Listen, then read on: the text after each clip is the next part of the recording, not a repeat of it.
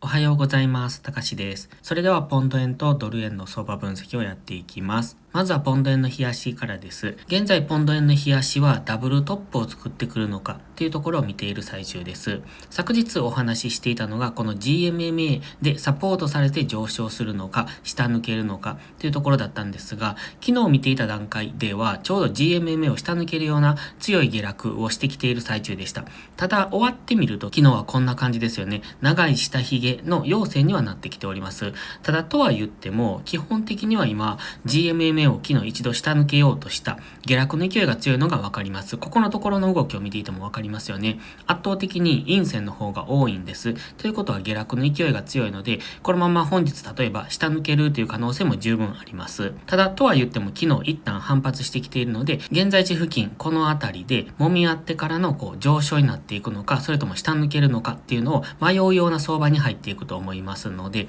まずは現在地付近での揉み合いを待って、そこから上に行くのか下に行くのかっていうところを待っておくと分かりやすいと思います。では4時間足です。昨日の動きここですよね。ここから始まってこういう動きをしております。午前中からずーっと下落をしてきて最終後半にかけて上昇したというそういう動き方ですね。分かりにくい難しい動きをしているなっていうのが現状の動きです。GMMA の青帯で結果的には上値を抑えられてますので、基本的にはこの下落トレンドが継続しているところ。GMMA は下向きで昨日の動きを見ていてもずっと GMMA で上値をここのところ抑えられてますよね。ということは基本的に下落しやすい試合なんですね。なので先ほど言ったように日足のダブルトップでの下落っていうのは全然あり得ると思いますので、昨日は一旦上昇してきましたが、本日はこういう動きも想定できると思います。まずはこの GMMA を上抜けられるかどうかっていうところに注目ですね。今までずっと下落になってきてますので、昨日のこの上昇からこういう動きをできると GMMA の上に乗せてきますので、まずはこれを上抜けるか、昨日の高値を抜けられるかどうかっていうところに注目です。では1時間足です。1時間足には水平線を引いております。そのあたりを意識しておくといいのかなと、この辺。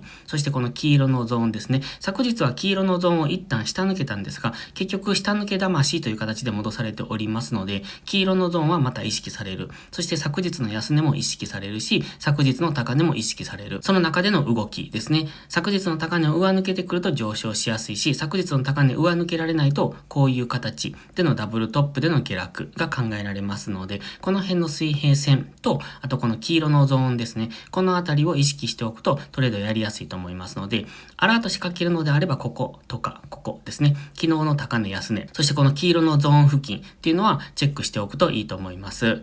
トレーディングビューでは簡単にアラート設定できますので、まだご利用でない方は概要欄の URL から無料登録をしてみてください。ではドル円の冷やしを見ていきましょう。基本的には下落を作っていて、一旦 GMMA を上抜けたんですが、上抜け魂になってまた下落中。現在目指しているのはこのあたりですね。140円付近までの下落の想定ができます。そして昨日は一旦反発はしてきましたよね。ここのところずっと連続で何日も陰線が続いていたんですが、昨日一旦反発をしてきたというところで、長い下髭も作ってますが、上髭もありますので、一旦下げ止まったというそんな感じですので、ここからこういう動きを想定しておきたいです。GMMA の青帯を上抜けるまでは上昇は難しいと思いますので、基本的には今 GMMA の青帯の下にありますよね。そして GMMA も下向きですので、直近のこの上抜け魂を見ても、基本的には下落しやすい試合であることがわかります。では4時間足です。4時間足はこういう三角形ですね。を作っていると考えておりますので、もうちょっと下げ切る可能性はありますよね。昨日は一旦上昇してきましたが、こちらも GMMA の青帯は結局抜けられてませんので、ですので本日は朝から下落してきてますよね。これが普通の動きです。GMMA でレジスタンスされて下落という動きをずっとしてきておりますので、基本的にはこの GMMA の向きに沿ったトレード、つまり戻り売りでやっていくのが分かりやすいと思います。もちろんこちらも GMMA 上抜けてくると上昇していくと思いますが、まずはそのためには上抜けないといけませんので、まだまだ距離ありますので、基本的には上がったところから売っていくという、そんな動き方をしております。では1時間足です。こちらも1時間足はちょっとレンジっぽい動きなんですよね。先ほどのポンド円と同じく上がったり下がったりというこういう動きが想定できますので、昨日のこの下がって上がってというこの動き、本日も同じ動きをするのであれば、この値幅でのこういう動きを想定しておいてください。ただ、一旦意識されるのはこの赤い水平線、そしてこの黄色のゾーンですね。昨日の高値付近、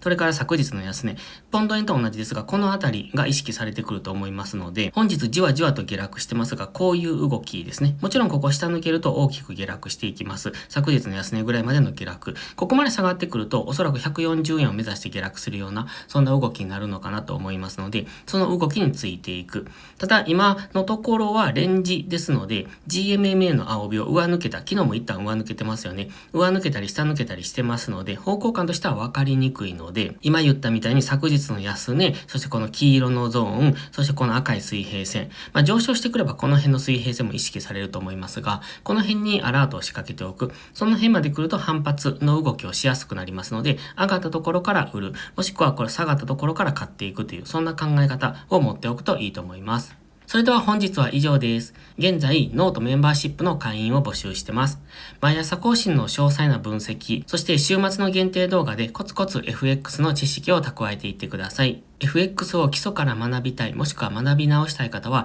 効率的に学べるノートメンバーシップをぜひご利用ください。詳細は概要欄からご覧ください。それでは本日も最後までご視聴ありがとうございました。たかしでした。バイバイ。